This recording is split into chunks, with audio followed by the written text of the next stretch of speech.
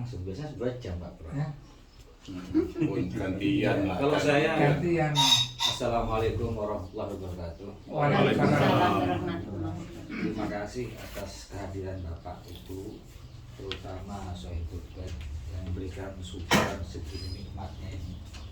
Sebetulnya hanya sedikit tambah dari saya perihal perkenalan produk ya. Umumnya petani kan nggak tahu kegunaan pupuk itu apa, unsur urea itu apa, unsur fosfat dari mana, unsur KCl itu apa. Tahunya hanya sekedar mengikuti sebelah tanamannya dan mengikuti anjuran dinas. Jadi nggak tahu sebetulnya caranya seperti apa. Karena kebanyakan tiap-tiap petani itu hanya utak-atik masuk. Assalamualaikum Pak Haji. Mohon maaf tadi saya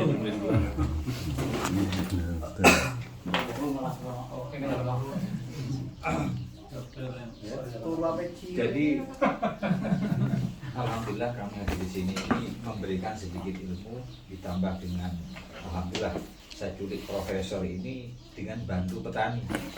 Jadi kami bukan hanya jualan pupuk aja, juga mengenalkan dari proses awal. Pak Sinten dulu biar Apa? Pak Sinten?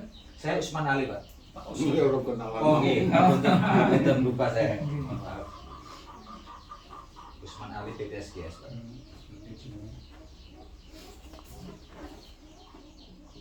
Ini Pak, Kalau amin, Pak Profesor. Aminuddin. Aminuddin Mukti. Bon wonten niku daftar hadir. Oh gitu. Tapi kan daftar nulis kono kan kiai ini sih kan.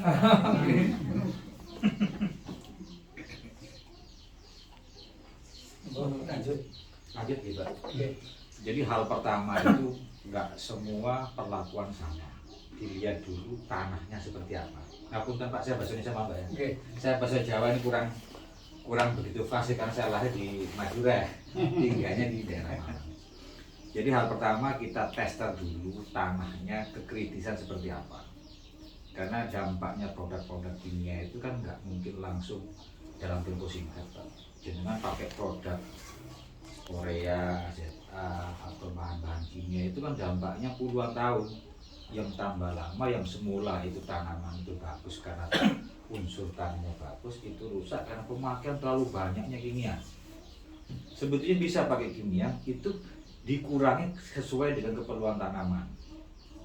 Nah ini kan perlu pengenalan pupuk itu kegunaan untuk apa, N untuk apa. Biasanya N kan digunakan urea atau ZA, terus gitu. Kalau P biasanya SP36 atau pupuk hitam mungkin kalau di sini bilang ya, SP. Kalau K-nya dari KCL. Atau kalau yang lebih singkat, kalau mau petani nggak bolak-balik hambur, dibuatlah produk NPK. Cuman kan takarannya nggak tahu tuh Pak. Dampaknya karena tanaman ini kan pastinya perlu tanah. Nah kalau tanah ini sudah rusak, berarti kan petani nggak bakal optimal tuh Pak. Nah disinilah perlu sedikit masukan dari kami sebagai produsen pupuk, juga dibantu dengan Prof. Amin. Kita langsung analisa tanah jenengannya rusak apanya gitu. Nah kita benahi dengan pola pupuk kita. Yang jelas di sini kami optimalkan yang unsur hanya P yang optimal. Dengan catatan P-nya ini bukan produk kimia, produk dari batuan, dari Pulau Madura. Ini sangat-sangat diperlukan tanaman. Pertama memperbaiki tanahnya dulu. Kalau tanah sudah nutrisi, sudah makanannya tersedia, otomatis kan secara langsung tanamannya bagus tuh Pak. Nah disinilah perlu nanti kita demonstrasi, jenengan nanti bawa tanahnya, kita uji coba dulu, dites sebelum kena produk kita. Ada alat-alat dari Pak Profesor. Setelah itu kita coba dengan produk kita, reaksinya bagaimana tuh Pak. Kalau sudah reaksi bagus, nanti kita baru menjelaskan kenapa sih tanah ini yang semula bagus tiba-tiba sudah kritis karena terlalu banyak pakai kimia. Karena kimia sama kayak kita minum obat kayak Misagrip, Botrek atau obat-obat yang hanya sekedar penghilang sakit. Sama juga produk kimia. Karena memang tanamannya nggak bisa bicara ya, kita coba aja, yang penting hijau daun, dianggap tanamannya bagus. Sebetulnya kalau pakai produk kita itu harus gak boleh utak-atik maduk, Pak. Pertama harus dilihat dulu tanahnya dan cara penyampaiannya. Hamburnya harus bener, Pak. Karena apa? Dari 3 unsur NPK, N urea hanya untuk start di awal, hijau daun. Itu digunakan 15 setelah tanam 15 hari. Baru unsur P. Tapi kami rubah karena kritisnya tanah, kami gunakan fosfatnya di awal. Karena tanah sudah rusak, Pak.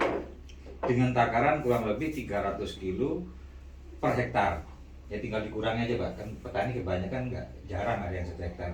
Mungkin hanya 2.000-3.000 meter aja. Setelah pemakaian fosfat, waktu proses awal, Pak. Proses awal, setelah itu ditanam. Setelah 15 hari, kalau jenengan mau coba dengan pola kimia, itu gak lebih dari 70 kilo urea. Sorry, maaf, 70 kilo ZA. Atau hanya 40 sekian kilo urea. Itu fungsinya hanya untuk vegetatif, hijau daun di awal. Makanya jenengan kalau mau coba dengan kurangnya unsur N di usia generatif, usia hampir berbuah, jenengan nggak mungkin mau pakai urea gitu, Pak. Karena bahannya pasti lemes. Nah, inilah kalau petani jeli, kenapa pakai urea di masa pembuahan? Karena pembuahan bukan urea. Pembuahan hanya unsur P. Dan unsur KCl hanya untuk pematangan buah. Matangnya rata. Tapi jangan salah, Pak, dari 3 unsur yang optimal hanya unsur P. Hanya di fosfatnya aja. Jadi untuk memperbanyak akar, memperbesar batang, dan bobot rendemen itu hanya unsur P. Selama ini P itu kan hanya didapat dengan produk BUMN. Padahal P-nya itu P asam. Jenengan bisa, Pak, kalau masih ada ya produk-produk yang warna coklat, warna hitam ya, jenengan nyicip. Itu kita mau baca. Jadi, tidak umpama gitu. Ini bedanya fosfat Indonesia dengan fosfat impor. Di negara mereka fosfatnya nggak pernah dipakai, tapi ada P-nya, kayak logam. Indonesia ini kan curah hujan tinggi, Pak. Sangat sering, hampir berimbang lah antara panas dengan hujan, 6 bulan. Dengan begitu derasnya hujan, kan tanahnya asam. Dari 3 unsur ini kalau bukan fosfat lokal, tanamannya tambah masam tuh, Pak. Kalau tanah masam, akar tuh gak bakal maksimal nyerapnya. Hanya didapat di unsur N. Jadi begitu dihambur, jadinya hijaunya dapat. Ya. Tapi kita nggak mau utamain itu, padi itu, Pak, hanya utama di bendera di atas. Nggak pengaruh daun di samping. Kalau ini sudah bagus dan jumlah anakan besar, karena padi ini kan beranak dulu, Pak, baru penting. Kalau anakannya banyak, buahnya pasti maksimal. Pasti banyak juga. Makanya, jadi pertama itu pengolahan di fosfat di awal dengan dosis anjuran kita. Atau jenengan kalau nggak mau pakai kimia, kita ada produk juga. Setelah jenengan tanam, setelah pakai fosfat di awal, 15 hari setelah itu pakai fosfat granul. Di situ sudah lengkap. N-nya lengkap, K-nya lengkap. Setelah 15 hari HST, jenengan hambur lagi di usia 42 hari. Itu sudah mulai masa generatif berbuah. Setelah itu 60 hari pakai produk lagi. Ini puncaknya buah. Nah, kalau 3 hal, 4 hal sudah diperhatikan, nggak mungkin petani itu hasilnya kurang. Umpamanya harga gabah turun, tapi hasilnya melimpah, kan nggak mungkin rugi, Bu. Ya. Gitu. Nah, ini kenapa kok negara kita yang dibilang negara agraris ini kok impor berasnya? Di negaranya orang, Pak, Pulau Jawa sama Vietnam itu lebih besar Jawa. Tapi kenapa kita impor? Mereka nggak kenal kimia. Mereka mau capek dengan fosfat impor dari kita, dicampur organik sekitar. Organik bisa dari jerami, dicampur dengan kotoran sapi. Tapi itu pun kalau nggak pakai produk makro, karena organik itu ppm kecil, ya nggak bakal maksimal. Makanya kalau jenengan bisa murni pakai produk kita, atau jenengan campur dengan produk organik. Tapi kalau jenengan tetap mau pakai pola kimia, jangan terlalu banyak. Ya. Dan jangan pakai NPK.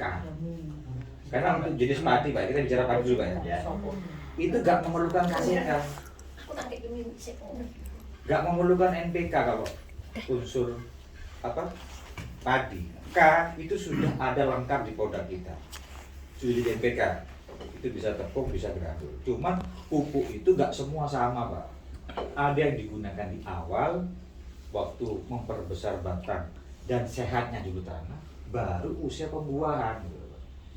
Jadi nggak semua perlakuan sama. Jadi awalnya pakai tepung yang granul khusus untuk memperbesar batang, yang berikutnya baru pembuahan. Nah kalau pola ini diterapkan, nggak mungkin petani itu kurang gitu. Mungkin sekarang ini cuma berapa ton aja Pak mereka? Ya, sekitar rata-rata Berita, Mereka. berita sekitar ya 6 sampai yang 6 paling lah. paling Kecil itu gabah atau padi Pak? Ya, gabah. Gabah. Oh gabahnya. Gabah, Jadi ya. kalau jadi padi berapa? sampai berapa apanya? Sampai Dari gabah, sampai proses jadi beras, jadi beras. beras. Ya sekitar ya 250 sampai 300. Nah sekarang ini langsung tanya jawab aja Pak ya. Ini kan kita penyampaiannya nggak terlalu formal juga Pak. Oke. Jadi saya minta masukan dari jenengan juga dengan pola-pola yang awal. Kayak umpamanya jenengan terapkan waktu pembenihan pakai ZA, dipindahkan ke penanaman. Habis itu mungkin jenengan belum pakai pupuk Pak ya? Belum. 15 hari mungkin baru pakai apa? Urea ZA. Urea. Berapa banyak Pak hektar? Wah, banyak di sini. Nah ini Pak. Saya itu setengah hektar aja itu kira-kira 1 kali mupuk itu ya sekitar ya Kasar 200-an. 200 kilo. 200 kilo. Nah niku Pak, itu banyak ada bener ngapunten Pak Profesor Pak Haji, bukan saya menggurui jenengan, Ya. cuman contohnya gini Pak, kenapa pemerintah sekarang buat produk organik? Itu kita yang besar Pak. Kenapa nggak bertahan di Urea, NPK atau ZA atau ya? Kok sekarang buat produk organik? Ya. Tapi organiknya nggak jalan, karena unsur organik itu kecil. Beda dengan produk kimia. Kalau kimia terlalu besar tapi overdosis. Karena bukan makanannya Pak. Kita biasa makan nasi, tiba-tiba dikasih makan Jagung. yang lain, yang bukan komposisi hanya pengenyang aja. Yang lambat laun kan rusak badan kita. Nah ini kan makanya kita kesini ini kita coba dulu dengan tanah jenengan, kita demokan langsung di tester. Oh ternyata tanah jenengan ini bermasalah. Baru coba nanti kita produk kita yang granul, jenengan coba. Itu kan detik sudah reaksi. Semakin rusak, semakin reaksi semakin cepat. Sama kayak orang lapar Pak, puasa 5 hari, tiba-tiba ada ayam rampung yang masih berasap, buru dimakan. Jadi hal itu Pak, sebetulnya Pak di negaranya orang petani itu kaya Pak. Di Selandia Baru mungkin putranya ibu,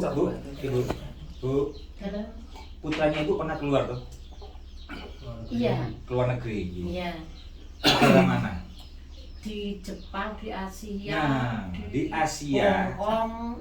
Itu kalau jenengan pertanyaan nggak ada yang pakai kimia.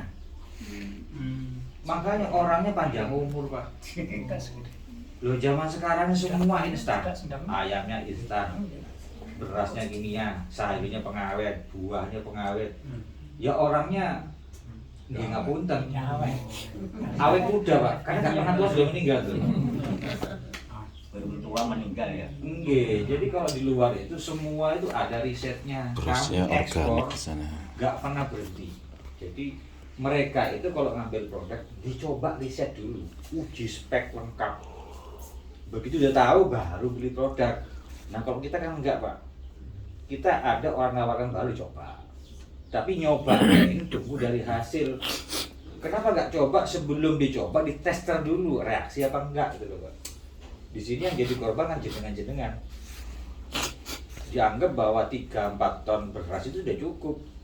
Kenapa kita bicara 3 ton kalau bisa 8 ton beras Pak? Nah di sini kan perlu pembuktian. Pertama kita coba dulu tanah jenengan, dicoba dengan reaksi pupuk kita, baru kita coba di tanaman jenengan. Coba sedikit mawon sekitar 1 petak. Nanti jenengan dikasih tulisan bahwa eksperimen dulu. Nah kalau ini cocok baru dicoba dengan pola penjualan. Gak usah banyak, coba dulu. Kalau sudah berhasil, saya yakin dari 1 ke 2, 2 ke 3 itu hitungan bulan, gak mungkin lama. Jadi kan tanaman nggak mungkin bohong, Pak. Kalau orang ngecap ya benar kata profesor, nggak ada kecap nomor 1, 2, pasti nomor 1 yang dirugikan petani. Karena mohon maaf, kebanyakan produk itu hanya silon hijau daun. Karena apa, Pak? Sebetulnya tanaman itu kanibal. Karo banyu deh ya. Oke, balik lagi, Banyu Pak. sing mengambil ini. Iya, Contohnya gini, Pak, jenengan pohon ini rumput-rumput gak dipupuk tapi tumbuh. Pakai granul. Enggak. Di pinggir-pinggir jalan, Bu, hutan itu kan enggak dipupuk tuh, Bu. Tapi kenapa tumbuh? Karena apa? Semua tanaman itu kanibal, Pak. Bisa makan sendiri. Cuman kalau pola alam itu kan lambat. Yang semula panen 3 bulan bisa 8 bulan baru panen. Di sininya perlunya pupuk. Nah, karena tanaman kanibal kan hanya penambahan aja, Pak, untuk dapat nutrisi yang pas untuk makanan tanaman. Nah, kalau hal ini diterapkan, insya Allah nggak mungkin sedikit hasilnya. Kita coba, kok tanahnya sudah ada, Pak? Belum. Tanah sudah ada. Mas, diambil. Nggih, makasih banyak atas. Tuh ngambil di barusan. Iya. Pak Haji tadi ngambil. Ya, punyanya sendiri. Oh, nggih, sekarang langsung tanya jawab mawon. Mungkin jenengan ada pertanyaan apa? Ya, kita sama profesor yang menjelaskan tadi. Saya dulu ya. Nggih, monggo. Terima kasih ya waktunya. Saya minta apa namanya terkait dengan kegiatan ini, apakah bisa nanti ada semacam percontohan? Oh, pasti. Pasti. Nggih. Sebabnya kalau ngomong macam-macam Tambah, remeh nggih, ini nggak ada artinya. Nggih, Tapi kalau sudah kenyataannya sudah ada, Nggih. itu wah malah mencari nanti. Oh, siap, nggih. Ya begitu. Oke, usul saya seperti itu. Terus produk nanti mohon dijelaskan ya. Penjualan kan misinya produk Nggih. yang nilainya tinggi. Kalau dianukan produksinya lebih banyak, misalnya ini nanti mohon penjelasan. Nggih. Kita ini kan nanti kalau kenyataannya seperti itu, lo tak pupuk yang ini Nggih. itu sak ini, nah itu kan wah nanti cari semua orang-orang. Kan seperti itu. Terima kasih. Assalamualaikum warahmatullahi wabarakatuh. Mungkin ada pertanyaan lain.